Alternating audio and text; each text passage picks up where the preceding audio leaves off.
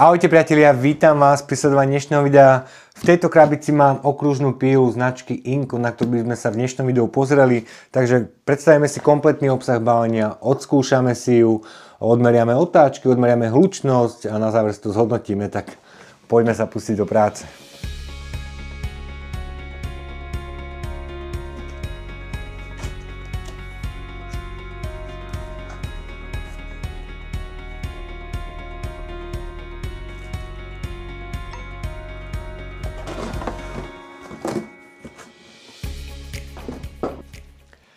Pílu už mám rozbalenú, ako aj všetko príslušenstvo, ktoré bolo súčasťou obsahu balenia. Píla vyzerá na prvý pohľad veľmi dobre, ale k nej sa bližšie dostaneme pri podrobnom popise. Ďalej bolo v balení takéto paralelné vodítko, na ktorom je znázornená aj mierka od 0 po 18 cm. Ďalej bol v balení kľúč, ktorý vám bude slúžiť na výmenu toho pílového kotúča, takže ten si potom dobre odložte. Potom tu máme náhradné uhlíky, čiže keď vám dojdú uhlíky, ktoré už sú dodané v píle, tak môžete si ich jednoducho vymeniť, ak ich dovtedy nestratíte, čo mne osobne sa dosť často stáva. Nakoniec boli v balení užívateľské manuály, ktoré som si popozeral a poďme sa teraz pustiť do takého podrobnejšieho popisu tejto okružnej píly. Popis tejto okružnej píly začnem rukoveťou, ktorá je takmer celá pogumovaná. Keď ju chytím, tak veľmi dobre sa drží, je to pohodlné na držanie. Na rukoveti sa nachádza spínacie tlačidlo, ale máme tu aj poistné tlačidlo, bez ktorého zatlačenia nespustíte hlavný spínač, takže najskôr zatlačiť poistné tlačidlo a potom viete spustiť hlavný spínač. V zadnej časti rukoveti sa nachádza napájací kábel, ktorý som odmeral a má dĺžku presne 2 metre. Páči sa mi na tejto píle, že kábel je v tejto časti spevnený. Veľakrát sa mi stalo pri inom náradí, že keď som si odkladal tie káble, zmotával, tak počase používania sa mi ten kábel v tejto časti poškodil. Určite sa to možno aj vám stalo, ale tu máte v tejto časti ten kábel spevnený, tak určite sa vám nezalomí a časom nepoškodí. Poďme na prednú časť, tu máme druhú rukoveď, aj tá predná rukoveď je takmer celá pogumovaná pre lepšie uchytenie tej píly. Tu v tejto časti sa nachádza elektromotor s výkonom 1600 W, čo si myslím, že je celkom dosť. Výrobca udáva, že táto píla má 5000 otáčok za minútu, to si my otestujeme. V tejto časti elektromotora sa nachádzajú dve čierne plastové krytky, ktoré si viete demontovať a nachádzajú sa tam uhlíky. Čiže keď budete potrebovať vymeniť uhlíky, tak bez problémov si tu odkrútite skrutku, tu si odkrútite skrutku a môžete si tie uhlíky vymeniť. Prejdeme teraz na tento ochranný kryt. Celá táto vrchná časť je vyrobená pravdepodobne z hliníka, čiže je to kov, nie je to žiadny plast, čo je veľmi dobré. Potom tu máme tento spodný ochranný kryt, ktorý je na pružine. Čo mne sa páči, keď pustím ten ochranný kryt, tak nebúcha ako pri pílach, s ktorými som sa doposiaľ stretol, čiže bude tam niečo tlmiť ten náraz toho krytu. To sa mi páči. Čo ale som prekvapený a chýba mi na tejto píle, tak je nejaký otvor na napojenie vysávača alebo hadice na odsávanie toho prachu. Keď máte nejaký vysávač, tak na väčšine píl máte kružnicu, do ktorej si zasuniete hadicu z vysávača a tým pádom máte bezprašné prostredie. Takže to mi chýba pri tomto ochrannom kryte.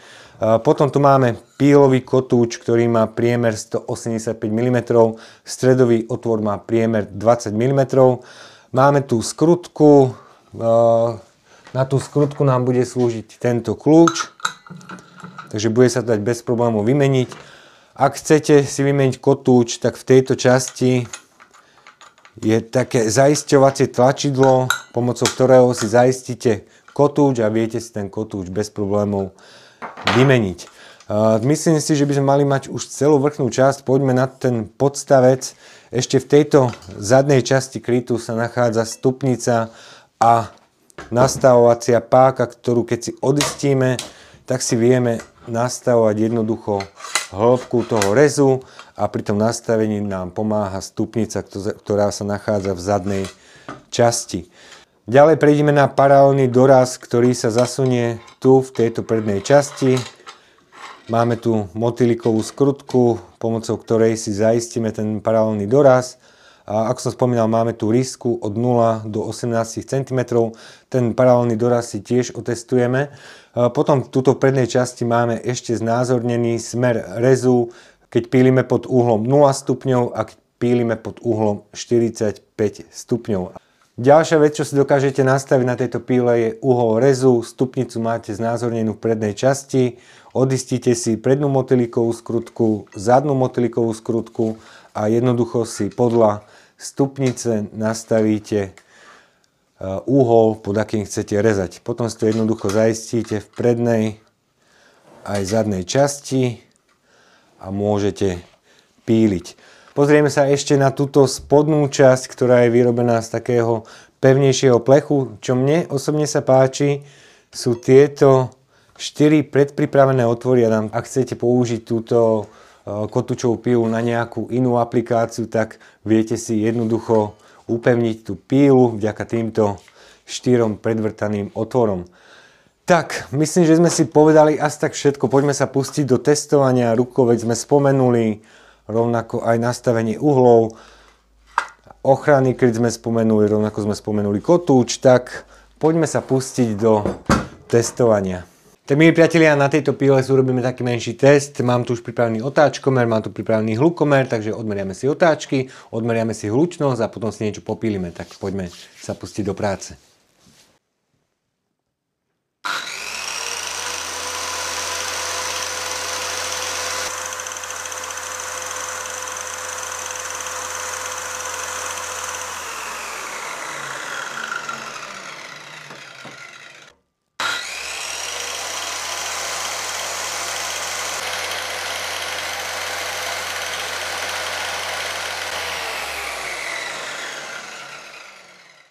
Merania máme za sebou, čo sa týka otáčok, tak sa mi podarilo namerať okolo 5200 otáčok za minútu. Výrobca odáva 5000 otáčok za minútu. Čo sa týka hlučnosti, tak tá bola okolo 101-102 decibelov, čiže určite odporúčam používať chrániče sluchu. Predsa len je tam 1600 W motor, takže je to aj trošku hlučné. Tak poďme sa teraz pustiť na pílenie. Odmeriame si teraz maximálnu hĺbku rezu, ktorú dokážete s touto pílou odpíliť. Tak idem spovedať takých hrubších hranov a urobíme si prvý rez.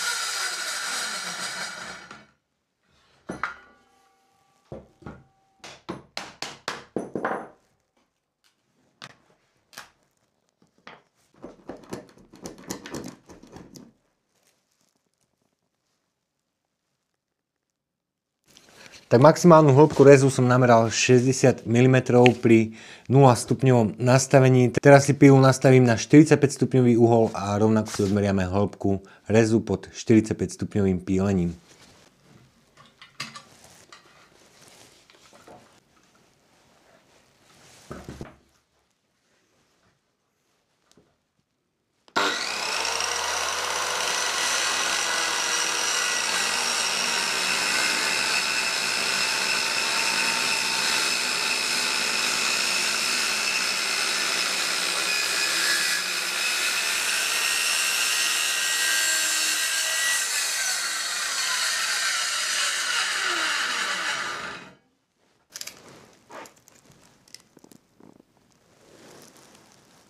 Keď si nastavíme 45 stupňový uhol, tak tam máme hĺbku 45 mm.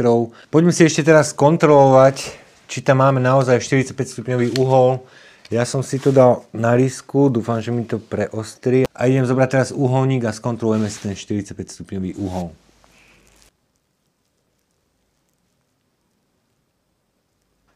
Ako ste mohli vidieť, tak pravítko mi potvrdilo 45 stupňový uhol, takže to nastavenie tam je dobré.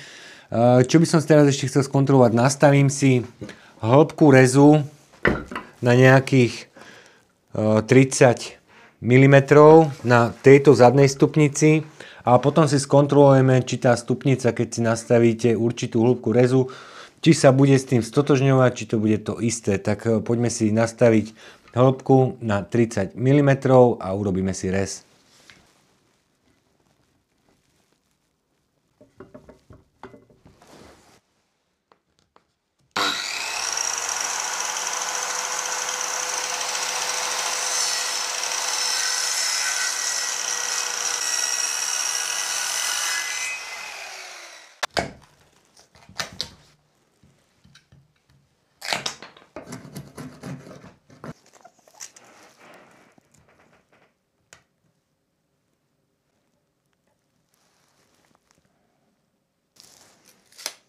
Tak nastavené to bolo na 30 mm. Mám to naozaj na 30, môžete sa pozrieť. Dúfam, že to tam zaostrí. Tam v tejto vrchnej časti je riska a nameral som hĺbku rezu nejakých 27 mm. Takže toto nebolo až tak presné. Čo by som chcel vyskúšať ešte znázornenie alebo ukazovateľ smeru rezu. Takže vyskúšam si spraviť teraz čiarku na tento hranol a budem sa držať tejto nuly a uvidíme, kadiaľ povedie rez touto pílou.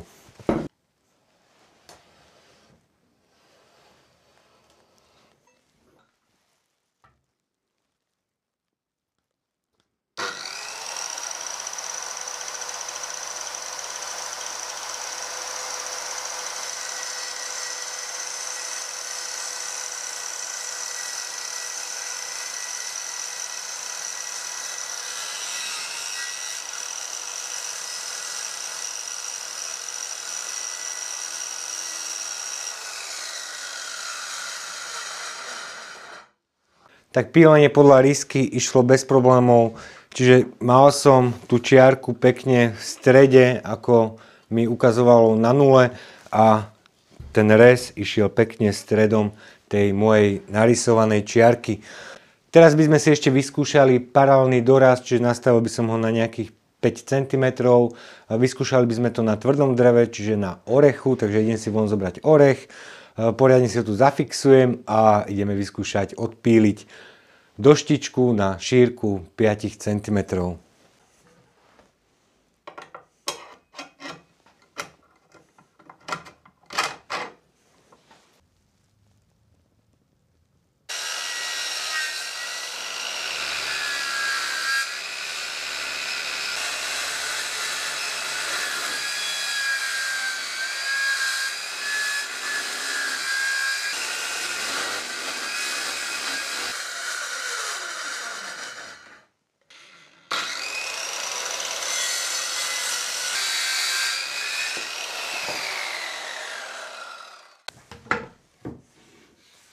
Mám už odskúšaný aj paralelný doraz, mal som to nastavené na šírku 5 cm.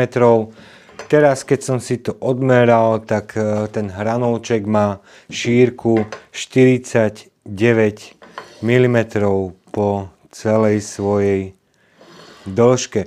Ale to už ten užívateľ si zvykne na to, ako si to má nastaviť. Ako som spomínal, mal som to presne na riske, čiže nejaký milimetrik doprava a mal by som tam presne tých 5 cm.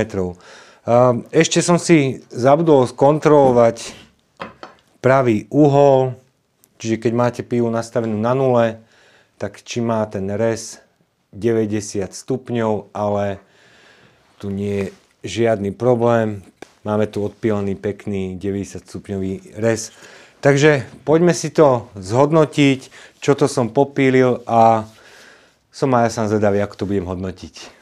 Tak máme za sebou taký rýchlejší test tejto kotúčovej píly značky Inco. Poďme sa zapustiť do hodnotenia. Začnem tými pozitívnymi vecami. Najväčšie pozitívum, ktoré som pri práci postrehol, je výkon toho elektromotora, ktorý je naozaj veľmi dobrý. Nie je to žiadna hračkárska kotúčová píla, čiže ten výkon je naozaj veľmi dobrý. Tá píla nemala problém ani s tvrdým orechovým drevom. Mimochodom, táto foršňa, ktorú som rezal, tak mala hrúbku okolo 55 mm, takže asi dal som jej to maximum, čo môže táto kotúčová píla zažiť počas svojej životnosti. Ďalšia pozitívna vec je ergonomia, čiže vďaka tým pogumovaným rukovetiam sa veľmi dobre tá píla drží, takže to je za mňa obrovské plus. Ešte čo by som pozitívum spomenul, rezanie pod uhlami, pod tým 45 stupňovým uhlom, to vyšlo bez problémov. Naozaj som nameral presný 45 stupňový uhol, z čoho mám radosť, lebo väčšinou sa mi to pri takýchto kotúčových pílach nestáva. Veľkým plusom spevnený kábel v tejto zadnej časti, čiže dlhšie vám vydrží, nestane sa vám, že za chvíľku budete mať v tejto zadnej časti čokoládku obalenú izolačnou páskou, s čím som sa už viackrát stretol pri kotúčových pílach. A poďme teraz na mínusy. Tie mínusy sú dokopy dva. Chýba mi tu ten otvor na pripojenie toho odsávania. Pílil som na mojom pracovnom stole a všade mám teraz piliny a nie je tam žiadna možnosť pripojenia toho odsávania. A druhé mínus, ktoré by som dal tejto píle, tak je hĺbka rezu. Keď som ju mal nastavenú na tých 30 mm, tak mi to odpílilo na hĺbku nejakých 26 až 27 mm. Takže tá riska není úplne presná v tej zadnej časti, ale čo sa týka nastavenia uhlu, tak tam nebol žiadny problém. Tak milí priatelia, to je za mňa z dnešného videa všetko. Ja dúfam, že sa vám dnešné video páčilo. Za mňa si myslím, že je táto píla použiteľná v každej dielni. Aj keď treba brať do úvahy, že to nie je žiadna hračka, tá píla je naozaj silná, takže treba byť opatrný hlavne pri práci. A ja dúfam, že sa vám dnešné video páčilo. Ak sa vám páčilo, budem rád, keď dáte like na toto video a my sa uvidíme čoskoro. Ahojte.